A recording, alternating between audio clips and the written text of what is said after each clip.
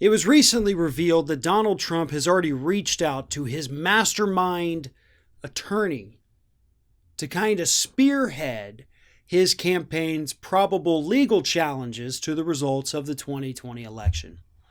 And for those of you who haven't been paying attention for the last 4 years, that legal mastermind happens to be Rudy Giuliani. So Rudy Giuliani is going to be the one leading any legal challenge that Donald Trump and his campaign have to the results of the 2020 presidential election. Rudy Giuliani, as most of you may remember, was the lead attorney for Donald Trump's legal team handling the Mueller probe.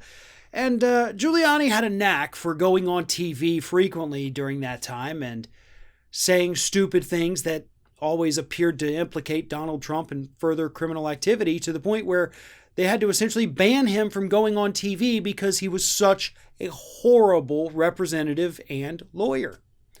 But still, something within there must have spoken to Trump, and he looked at Rudy again, seeing what's coming with this election, and said, you know what? I like him. I like this guy. Something about him. I trust him to challenge the results of a national election so we can win.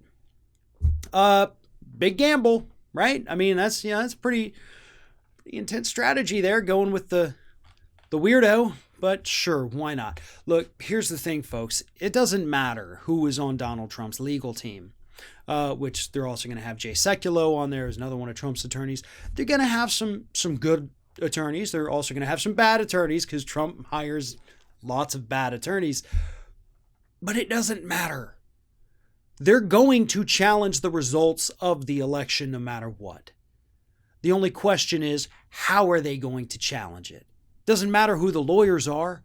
You still have to actually have a case in order to file it.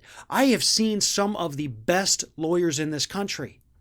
Literally Hall of Fame trial lawyers from the Trial Lawyer Hall of Fame. I've interviewed all of them.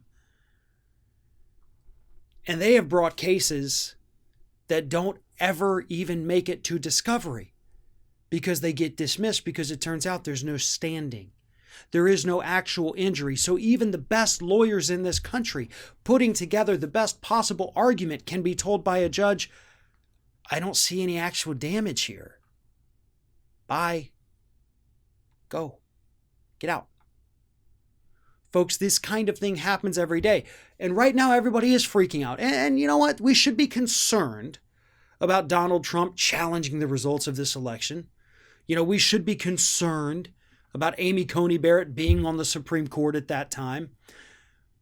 But we also have to understand that it's unlikely that any kind of legal challenge to the presidential election is ever going to truly materialize, because you have to have some kind of evidence to show that you were in fact wronged before you can file a lawsuit.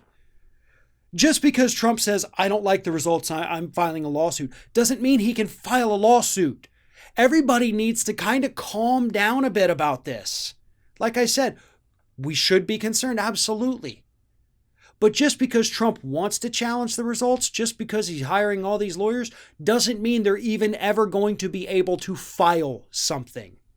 If they do not have real evidence that they were wronged, they can't file a suit. It will be dismissed on its face. That's how it works. And even they can't overcome that. Do you know how we know that?